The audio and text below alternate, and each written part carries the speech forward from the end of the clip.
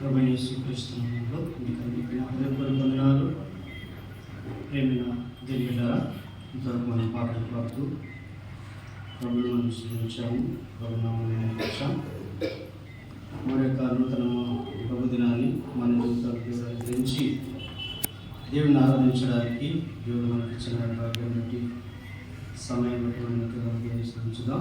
నిజంగా మన దేవుడు నమ్మదగిన దేవుడు, మన దేవుడు ఆశ్చర్యకరుడు, మన దేవుడు మరణాన్ని జయించి తిరిగి లేచిన దేవుడు, మన దేవుడు సత్యవంతుడు, నీతివంతుడు, న్యాయవంతుడు. అలాంటి దేవుణ్ణి మనం కలిగి అలాంటి దేవుణ్ణి ఆరాధించి అలాంటి దేవుణ్ణి మేంపరిచే భాగ్యము దేవుడు మనకి ఇచ్చాడు. కాబట్టి మన జీవితాల్లో దేనినైనా మనం పొందుకునే ధైర్యం కావచ్చు, కానీ క్రీస్తుని కలిగి క్రీస్తుని ఆరాధించడం అదెంతో ధన్యతని ప్రభువును జ్ఞాపకం చేసుకుందాం. సమయంలో ఆరాధన సహాయకరంగా కొన్ని మాటలు మనం చదువుకుందాం. మత్తయి సువార్త 27వ అధ్యాయం 63వ వచనం మనం చదువుకున్నామండి. 63వ వచనం మత్తయి సువార్త 27వ అధ్యాయం 63వ వచనం. మత్తయి సువార్త 27వ అధ్యాయం 63వ వచనం. అయ్యా, ఆ వంచకుడు సజీవుడైనప్పుడు 3 దినములైన తర్వాత నేను లేచదనని చెప్పినది మాకు జ్ఞాపకం ఉన్నది. దయచేసి అందరూ మీ మాటను గట్టిగా ఒకసారి చదువుదాం. అయ్యా, ఆ వంచకుడు సజీవుడైనప్పుడు 3 దినములైన తర్వాత నేను తిరిగి లేచదనని చెప్పినది మాకు జ్ఞాపకం ఉన్నది. ప్రేమైన దేవులారా, ఆరాధనకు సహాయకరంగా చిన్న వాక్య భాగాన్ని మనం చదువుకున్నాం. ఈ భాగంలో ప్రభువైన యేసుక్రీస్తు వారు చనిపోయి లేదా చంపబడి సమాధి చేయబడి సమాధిలో ఉన్నప్పుడు, సమాధిని భద్రంగా ఉంచినప్పుడు సైనికులు కాపులు కాస్తూ ఆ సైనికులు ఆయనను గురించి ఒక మాట అంటున్నారు. అయ్యా, ఆ వంచకుడు సజీవుడైనప్పుడు నేను తిరిగి లేతునని 3 దినములైన తర్వాత నేను లేచదనని చెప్పిన మాట మాకు జ్ఞాపకం ఉన్నది. ప్రియులారా, ప్రభువైన యేసుక్రీస్తు వారు ఈ భూమి మీద ఉన్నప్పుడు ఎన్నో అద్భుతాలు, ఎన్నో మహత్కార్యాలు చేశాడు, ఎన్నో గొప్ప కార్యాలు చేశాడు, ఎన్నో వింతలు చేశాడు. అరణ్యంలో ఆహారం 5,000 మందికి, కొద్ది ఆహారంతో 5,000 మందికి ఆశీర్వదించి పంచిపెట్టినట్టుగా మనం చూస్తున్నాం. అలాగనే మరి ఎన్నో గొప్ప కార్యాలైన దేవుడైన కూడా మానవుడు ఉన్నప్పుడు దేవుని కార్యాలు చేసి దేవుని నామాన్ని మహిమపరిచినట్టుగా మనం చూస్తున్నాం. అయితే ఆయన బతుకున్నప్పుడు కూడా అనేక విధాలుగా ఆయన పొగడబడ్డాడు. దావీదు కుమారునికి జయము అని ఆయన పొగడబడినట్లుగా, స్తుతించబడినట్లుగా మనం చూస్తున్నాం. ఆయన పేరు చెప్పుకొని ఆయన స్వస్థత పొందినటువంటి గుడ్డివారు, కుష్ఠరోగులను కూడా మనము చూస్తున్నాం. ఆయన ఎక్కడ వెళ్ళినా ఆయన పొగడబడుతున్నాడు, ఆయన గణపరచబడుతున్నాడు, ఆయన మహిమపరచబడుతున్నాడు. అయితే ప్రభువైన యేసుక్రీస్తు వారి భూలోకంలో ఉన్నప్పుడు మరికొందరు కూడా ఆయన్ని పలు విధాలుగా ఆయనను దూషించారు. ఆయన దయ్యముల అధిపతి బయల్జెబూల్ అని కూడా ఆయనను దూషించారు. నిజంగా దేవుడు దూషించబడ్డాడు. ఆయన తప్పు చేయలేదు, ఆయన నేరం చేయలేదు. అయినా ఆయనను వారు దూషిస్తున్నారు. దయ్యాలు వెలువడుతున్నప్పుడు బయల్జెబూల్ ఉన్న దయ్యం వెలువడుతున్నాడు, దయ్యముల అధిపతి ఆయన దూషించారు. అదే అలా ఉన్నప్పుడు ప్రియులారా, ఆయన ఏ తప్పు చేయలేదు, ఏ నేరం చేయలేదు. అయితే సర్వమానవ పాప పరిహార నిమిత్తమై ఆయన బలైపోతున్నాడు. ఆయన గొడాలతో కట్టబడుతున్నాడు. ఆయన యెరూషలేము మీదలో ఎడబడినప్పుడు, ఆయన తన ముఖం మీద ఉమ్మి వేసుకున్నప్పుడు ఆయన ఏమాత్రమో తిరిగి నోరెత్తి మాట్లాడలేనట్లుగా మనం చూస్తున్నాం. అయితే ప్రభువైన యేసుక్రీస్తు వారిని ఆయన శిక్షిస్తూ, ఆయనను గాయపరుస్తూ, ఆయనను బాధ పెడుతూ పలు విధాలుగా మరి అక్కడ ఉన్నటువంటి సైన్యము కావచ్చు, అక్కడ ఉన్న సమాజము కావచ్చు, ఆయనను దూషించినట్లుగా మనం చూస్తున్నాం. ఇదే మత్తయి సువార్త 27వ అధ్యాయంలో మనం చదువుకున్నట్లయితే, కొంచెం మనం వెనుక వచ్చినట్లయితే, ఆయనను పలు విధాలుగా ఆయనను శిక్షిస్తూ ఆయనను దూషిస్తున్నట్లుగా మనం చూస్తున్నాం. చూడండి 39వ వచనంలో మనం చూద్దాం. ఆయన మార్గంలో వెలుచుండిన వారు తలలాడుచు, దేవాలయం పడగొట్టి 3 దినములలో కట్టువాడా, నిన్ను నీవే రక్షించుకొను, నీవు దేవుని కుమారుడు అయితే శిలువ మీద నుండి దిగుమని చెప్పుచు ఆయనను దూషించిరి. ప్రియమైన దేవుడారా, మార్గంలో వెళుతున్న వారు కూడా ఈ భాగాల్లో యేసు ప్రభువుని దూషిస్తున్నట్లుగా మనం చూస్తున్నాం. మరి అంత మాత్రమే కాదు, తనతో పాటు వేలాడదీయబడిన నేరస్తులు కూడా ఆయన దూషిస్తున్నట్లుగా మనం చూస్తున్నాం. 44వ వచనం మనం చదువుకుందామండి. ఆయనతో కూడా సిలువేయబడిన బందిపడు దొంగలను అలాగనే ఆయనను నిందించిరి అని మనం చూస్తున్నాం. అలాగే మరి 42 కూడా మనం చదువుకున్నాం, లేదా 41 మనం చదువుకున్నాం. అలాగే శాస్త్రులను, పెద్దలను, ప్రధాన యాజకులను కూడా ఆయనను అపహసించుచు, వీడు ఇతరులను రక్షించను, తను తానే రక్షించుకొనలేడు, వీడు ఇతరులను రక్షించను, తను తానే రక్షించుకొనలేడు, ఇశ్రాయేలు రాజు కదా, ఇప్పుడు శిలువ మీద దిగినట్ల వారిని నమ్ముదము.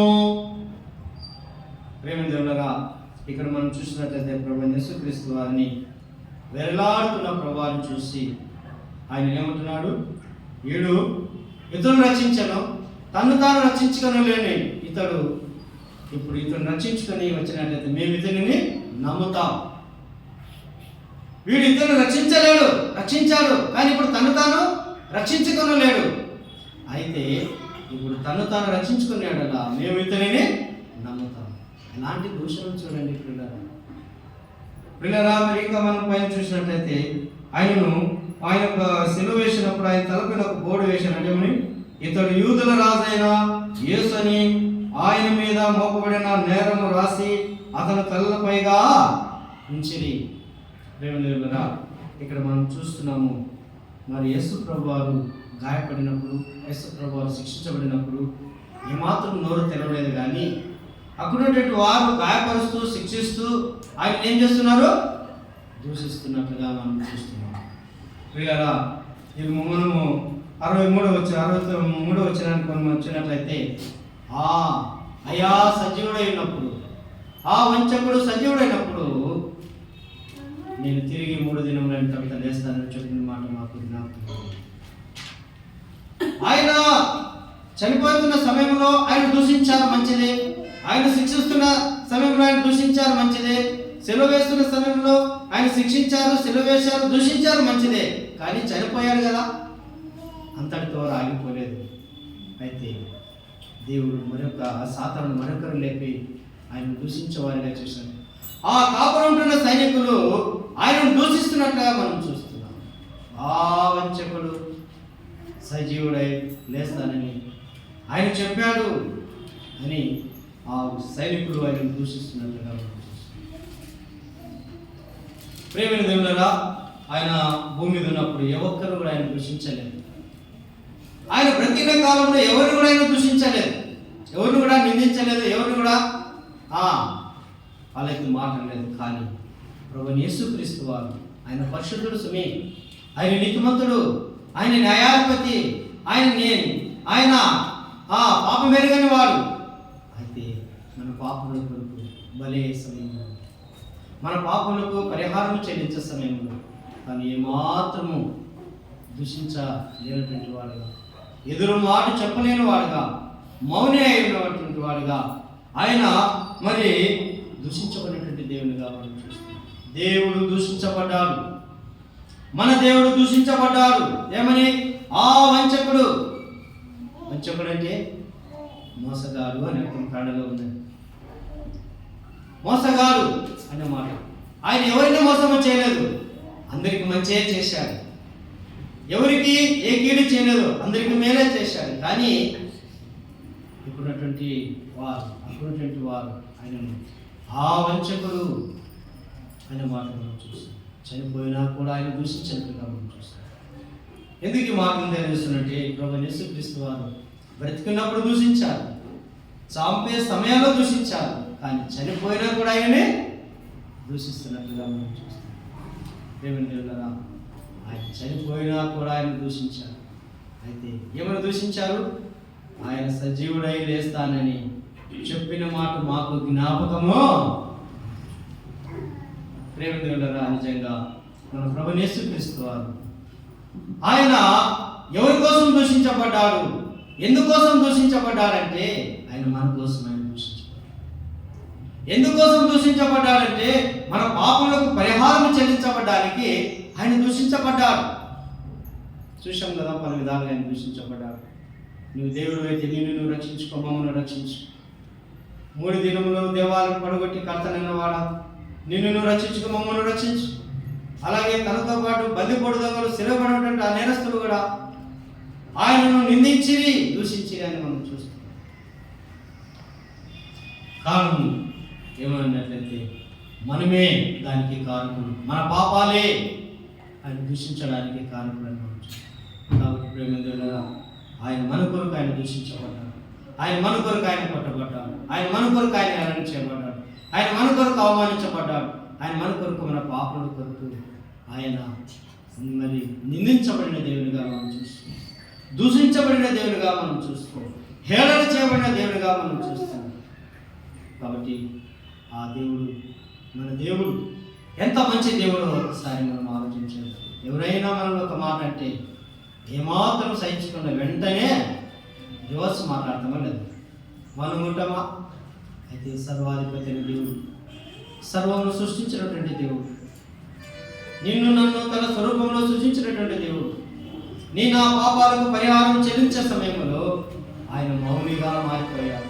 గొర్రె బొచ్చు కత్తిరించు అన్నది ఎలా మౌనంగా ఉంటుందో అలాగే మన పాపములకు పరిహారం చెల్లించే సమయంలో, మన పాపములకు క్రేదము చెల్లించే సమయంలో, మన పాపములకు రక్తం చెల్లించే సమయంలో, మన పాపములకు కొరకు మనం గాయపరచబడిన సమయంలో తాను గాయపరచబడుతూ తాను మౌనముగా మారిపోయినట్లుగా మనం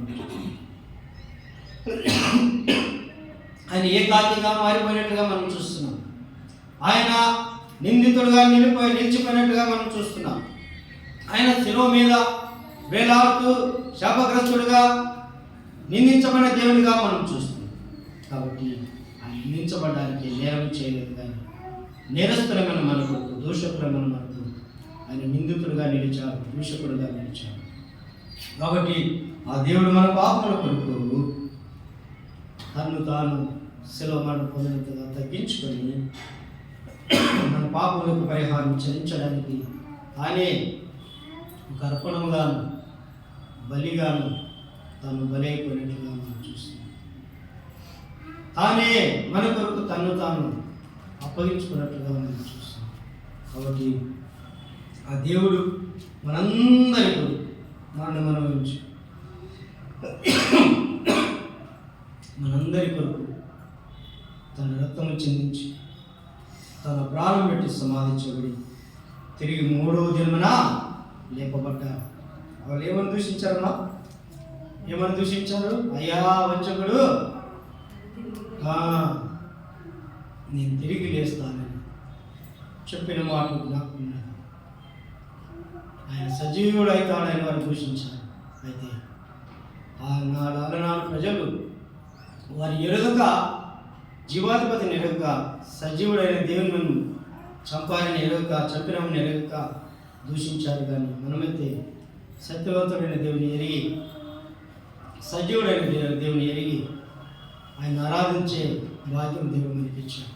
మనం ఎంత ధన్యులమో ఒకసారి మనం జ్ఞాపకం చేసుకున్నాం. మందికి లేఖనాలు మాట రాయబడింది, యెహోవా తమకు దేవుడుగా గల జనులు మనం ఎంతో భాగ్యవంతులు. ఆ దేవుని కలిగి ఉండడం మనం ఎంతో ధన్యులు. ఆ దేవుని నామాన్ని స్తుతించడం ఎంతో ధన్యులం. అందుకే కీర్తనలు రాయబడింది, యెహోవాను స్తుతించుట మంచిది, కీర్తించుట మంచిది, ప్రకటించుట మంచిది అని మనం చూస్తాం. అటువంటి దేవుణ్ణి కలిగిన మనము మన కొరకు దూషించబడిన దేవుణ్ణి మనం ఎంతగా ఆరాధించున్నాం. మన కొరకు హేళించబడిన దేవుణ్ణి ఎంతగా మనం ఆరాధించున్నాం. పరలోకమునైనా పరిశుద్ధుడు పరిశుద్ధుడని పూజించబడుతున్నాడు. అయితే మన నిమిత్తమైన భూలోకములో ఆయన వంచకుడుగా దూషించబడ్డాడు, ఆయన నేరస్తుడుగా దూషించబడ్డాడు, అవమానం చేయబడిన దేవునిగా మనం చూస్తున్నాం. అలాంటి దేవుని ఉదయకాలంలో మనం కలిగి ఉన్నాం. ఆయన దూషించబడ్డానికి సామాన్యమైన మానవుడు కాదు, ఆయన సర్వశక్తిమంతుడు. ఆయన అనుకుంటే ఏమైనా చేయగలడు. అయితే మన నిమిత్తమై, మన పాపముల యొక్క ప్రాయశ్చిత్తం చెల్లించే నిమిత్తమై ఆ సమయంలో ఆయన మౌనంగా ఉండి మన శిక్ష యావత్తు ఆయన భరించి ఆయన మరణించి తిరిగి లేచాడు. అలాంటి దేవుణ్ణి ఆరాధించే బాధ్యత దేవుడు మనకి ఇచ్చాడు. అలాంటి దేవుని కలిగిన మనం మరింతగా ప్రభుని మనం కనపరుస్తూ, మరింతగా ప్రభుని ఇచ్చిస్తూ, మరింతగా ప్రభు నామాన్ని స్మరిస్తూ, ప్రభుని స్తుతిస్తూ, ప్రభు నామాన్ని స్తుతించి గణపరుషంగా దేవుడి కొద్ది మాటలు దీవించుకున్నాం.